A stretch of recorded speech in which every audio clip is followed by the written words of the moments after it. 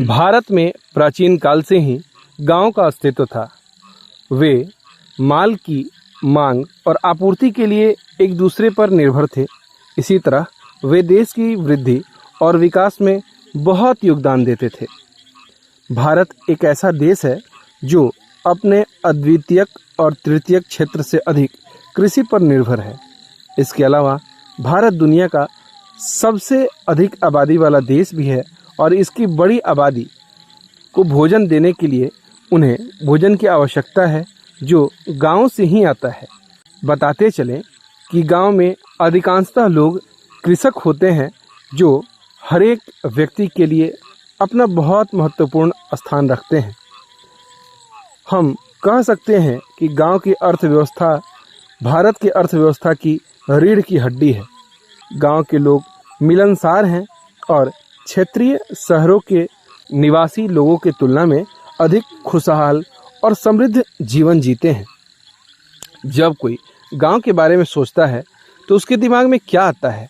शहर की हलचल से दूर एक शांत जगह, एक ऐसी हरियाली और सादगी से भरपूर हो, वह स्थान जो किसी के मन को शांत करता हो। यही छवि बस एक गांव की है।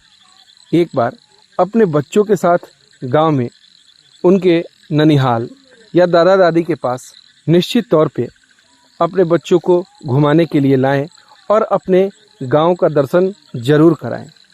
चूँकि भारत और भारतीयता की आत्मा गांव में ही बसती है। गांव के विकास की बात करें तो गांव का विकास बहुत अच्छे ढंग से और बहुत तेज़ी से शहरों की तुलना में हो रहा है। गांव भारत की स्थलाकृति का एक महत्वपूर्ण हिस्सा है। गांव समुदाय, संस्कृति, गतिविधि और परंपराओं का केंद्र भी है। गांव से जुड़े जीवन में मिट्टी से एक निकट संबंध महसूस होता है। यद्यपि सभी गांव विकसित नहीं हैं, उनमें से कुछ में कुछ सुविधाएं हैं, जैसे बिजली, पानी आदि, लेकिन कुछ में चलने के लिए सुसज्जित ढंग की सड़कें नहीं हैं। सरकार समुदायों की उन्नति के लिए विकास को सुविधाजनक बनाने हेतु अब धीरे धीरे गांव के विकास को अपने मुख्य एजेंडे में शामिल कर रही है। एक गांव में रहना सामंजस्यपूर्ण और शांतिपूर्ण जीवन शैली प्रदान करता है।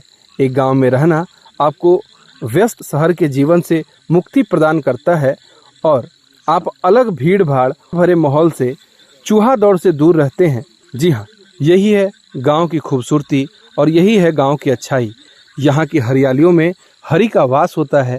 तो कुछ दिन गुजारिए गांव में और अपने श्वास को सुधारने के लिए, अपने जीवन को सुखमय बनाने के लिए एक बार ज़रूर पधारिए अपने गांव में।